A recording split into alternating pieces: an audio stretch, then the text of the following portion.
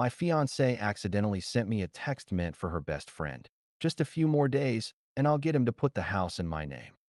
I took a screenshot, called my lawyer. She came home to change locks and eviction papers. I am 32 male. Never thought I'd be writing one of these. Always figured the people who ended up here were either dramatic or unlucky. Turns out, I'm the latter. 3 days ago, I was sitting in my home office reviewing some contracts when my phone buzzed. Text from Kimberly, my fiancée of 2 years. We were supposed to get married in 4 months. Girl, he's so clueless, Almio. Just in a few days, I will get him to put my name on the house. Then after the wedding, I'll have access to everything. The prenup talk hasn't even come up because he trusts me completely. This is almost too easy. I stared at it for maybe 30 seconds. Then another text. Sorry, babe, wrong person. Just joking around with Ashley about some reality show we're watching. Here's the thing about Kimberly. I always thought she was terrible at lying under pressure. Turns out, she was just arrogant. She got so comfortable in the con, so sure that I was a complete mark, that she got sloppy. That wasn't a mistake born of panic. It was born of supreme misplaced confidence. I screenshot both texts immediately. Then I did what any rational person would do. I called my lawyer. Hey, Paul, hypothetical question. If someone's living in my house but isn't on the deed or lease, how fast can I legally remove them? Paul laughed. That's not very hypothetical, is it? What happened? I forwarded him the screenshots while we were still on the phone. The silence that followed was telling. Okay, he said finally. Here's what we're going to do. Kimberly had moved in with me 18 months ago. My house, inherited from my grandmother, fully paid off, was mine and mine alone. She'd been pushing lately about feeling more secure and wanting her name on the deed since we're getting married anyway. I'd been considering it. Love makes you stupid like that. But she'd made a crucial mistake. She's not a tenant, Paul explained. She's a licensee at will. She pays no rent, has no lease. In our state, that means you can revoke her license to be there with reasonable notice. We're going to make it very reasonable and very, very fast. Paul had me come to his office immediately. Within a couple of hours, we had a plan. The next day was D-Day. I went home that night and acted normal. Kimberly was on the couch, watching TV like she hadn't just accidentally revealed she was planning to ruin my life. She smiled when I walked in. Hey, babe, how was your day? Pretty good, I said, grabbing a beer. Productive. She patted the couch next to her. I sat down, trying not to think about how many times we'd sat exactly like this. How many lies had there been? So I was thinking, she started, playing with my hand. Since the wedding's coming up, maybe we should look into adding my name to the house. Just for security, you know? What if something happens to you? There it was. The setup. Yeah, maybe, I said. Let me think about it. She beamed and kissed my cheek. You're the best. Oh, and Ashley wants to go dress shopping this weekend? That okay? Of course. I slept in the guest room that night, claiming I was coming down with something and didn't want to get her sick. She bought it. Why wouldn't she? I was the clueless mark, after all. The next morning, I left for work early. In reality, I met Paul at his office to sign the final papers. The day was a blur of coordination. At 10 a.m., I went to the bank and, as a joint owner, exercised my right to withdraw all the funds from our shared accounts, moving the money to a new one in my name only. At noon sharp, the locksmith arrived to change every lock on the property. At 12:30 p.m., the formal notice to quit was taped securely to the front door. At 1 p.m., the movers Paul had arranged arrived and began packing all of Kimberly's belongings. It took them 3 hours. By 4 p.m., everything she owned was in a storage unit, paid for 1 month, more than legally required, but I wasn't a complete monster. Then I waited. She texted at 5:47 p.m. Hey babe, door won't open? Think the lock's broken? Me. Check the notice on the door. Silence for 3 minutes. Then my phone exploded. 17 missed calls in 5 minutes. I let them all go to voicemail. Finally, she texted, what the hell is this? A notice to quit? Are you insane? Me. Your belongings are at Secure Store on Maple. Unit 47. First month is paid. Your car keys are in the lockbox by the garage. Code is 4567. Andrew, please. Whatever you think happened, we can talk about this. You can't just throw me out. I live here. No, you stayed here. Big difference. Paul says you have 24 hours to collect your personal effects before access is rescinded. She tried calling again. I declined and texted. Only contact me through my lawyer. His number is on the notice. Then I blocked her. The security footage from the next hour was something. My new doorbell camera has surprisingly clear audio. She went from crying to screaming to trying to break in through the back door. The alarm system stopped that real quick. To sitting on the front steps calling everyone she knew. The best part? She called Ashley, on speaker, screaming into her phone just a few feet from the camera. He knows. Kimberly sobbed. I don't know how, but he knows. He changed the locks. Everything's in storage. What do I do? Ashley's response was gold. I told you not to text about it. God. Kimberly, how could you get so arrogant? It was an accident. I thought I was texting you. Well, congratulations. You played yourself. Is your name on anything? No. I was supposed to handle that this week. Then you're screwed. Better call Donald. Donald, that was new. I found out later that Donald was her ex who she'd been consulting about her little scheme. Apparently, she'd done something similar to him years ago, but on a smaller scale. He'd been advising her on how to do it better this time. Nice. Update 1. It's been a week since eviction day, and who boy did things escalate. First, she tried the emotional manipulation route. Showed up at my office with tears and a sob story about having nowhere to go.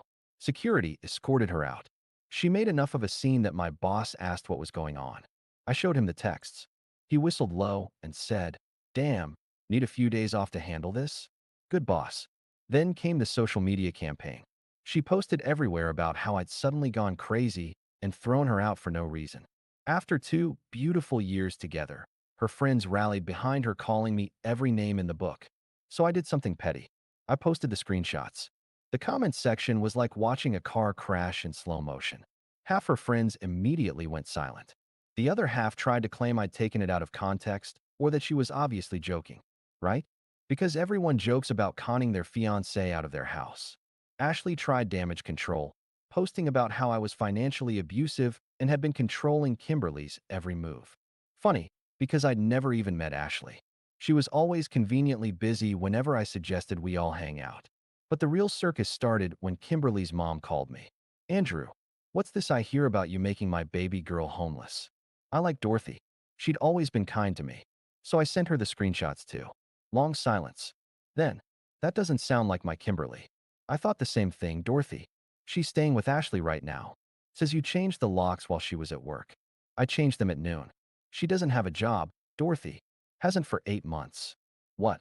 She said she was working at that marketing firm downtown. Oh, this kept getting better. She told me she quit to focus on wedding planning.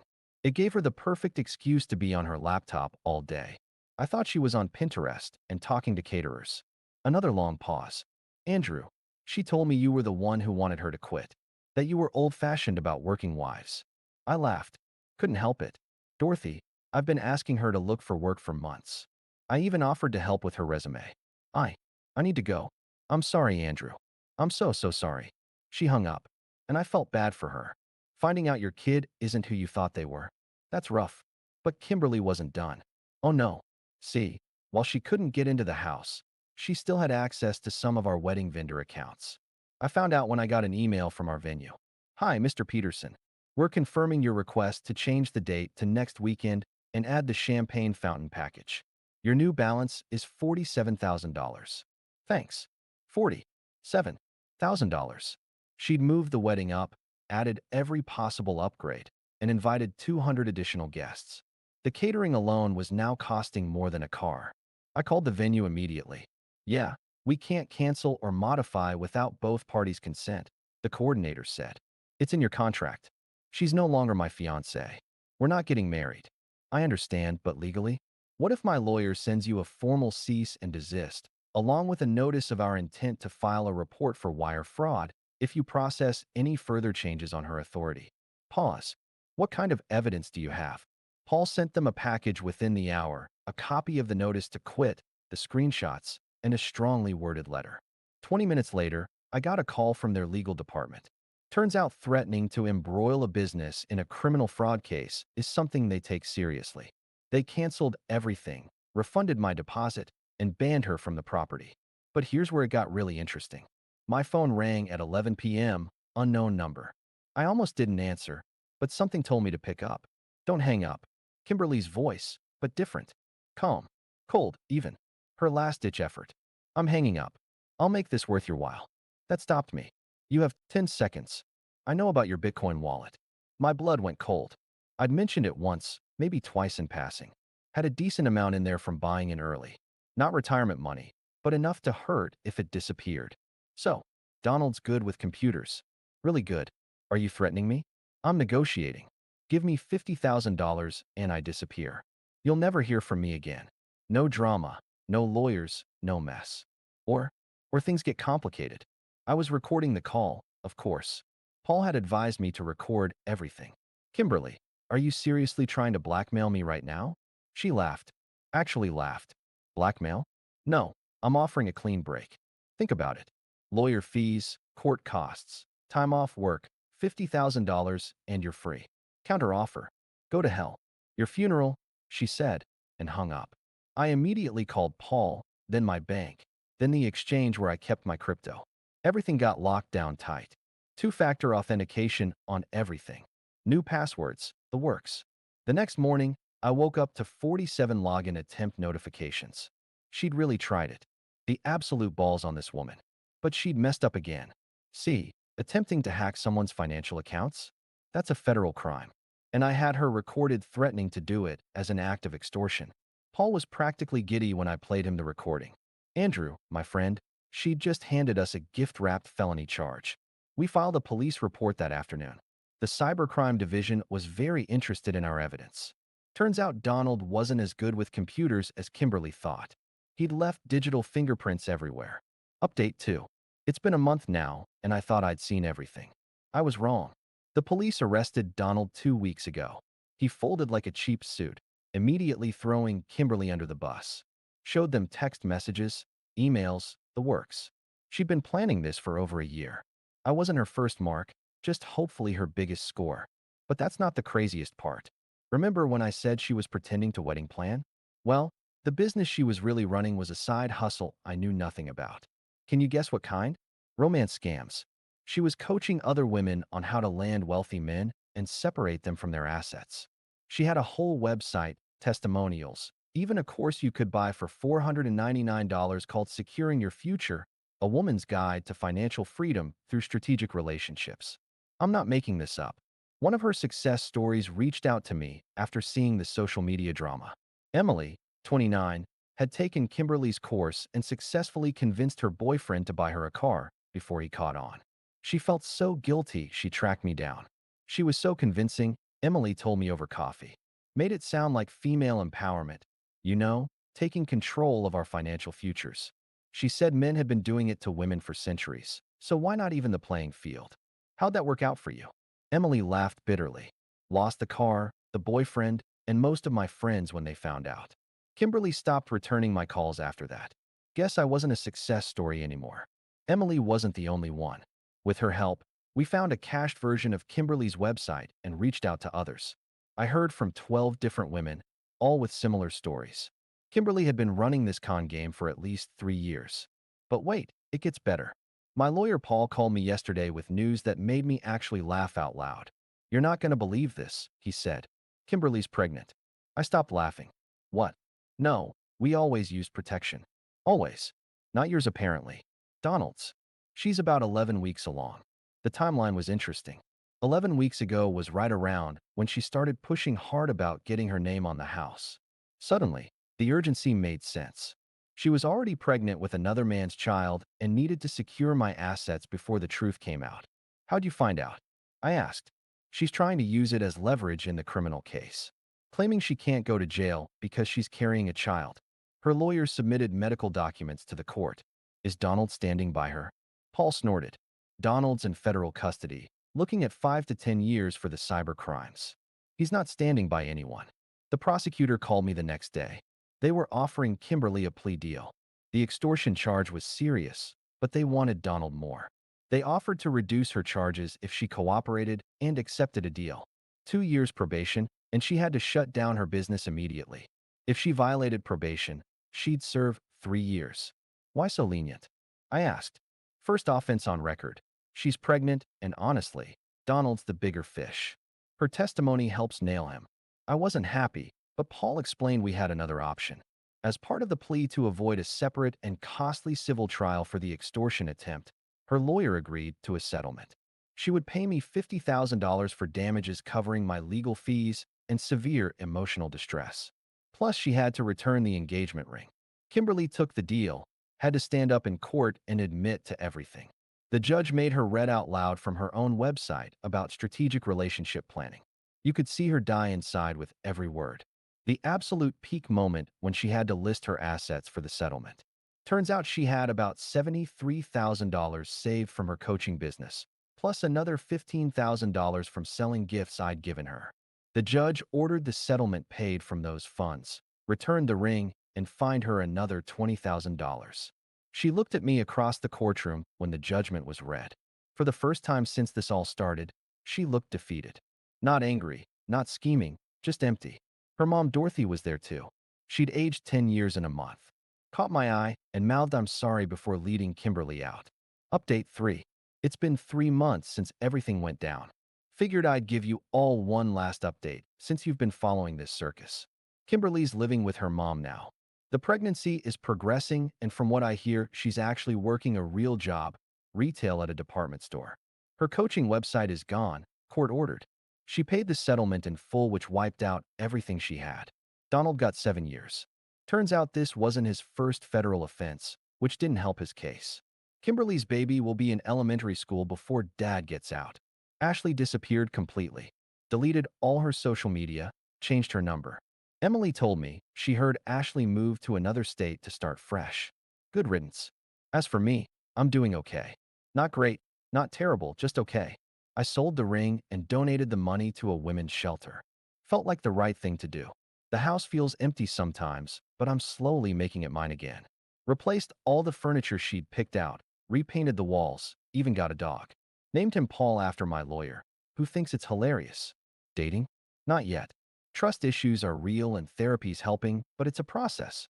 My therapist says I need to learn to trust my judgment again before I trust another person. Makes sense, even if it's lonely sometimes. The weird part? I find myself wondering if any of it was real.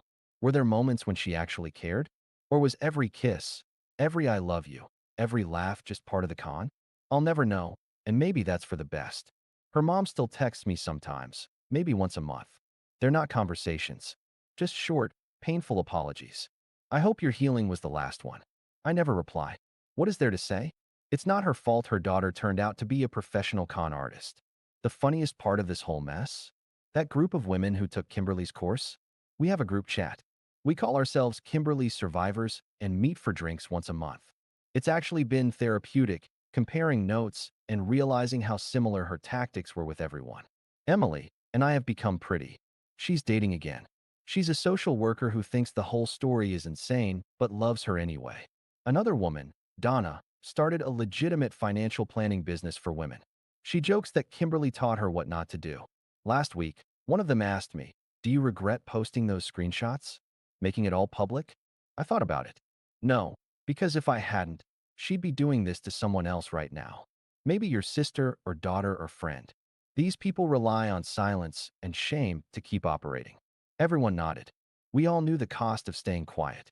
So that's where things stand. No dramatic reconciliation. No revenge beyond the legal system.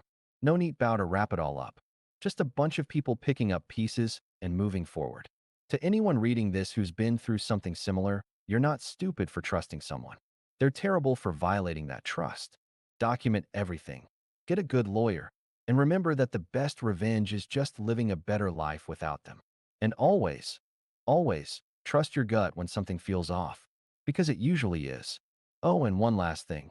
Double check who you're texting before hitting send. You never know when your own arrogance might save someone else's life. Peace out, Reddit. Thanks for following along on this weird journey. Now if you'll excuse me, Paul, the dog, needs his walk.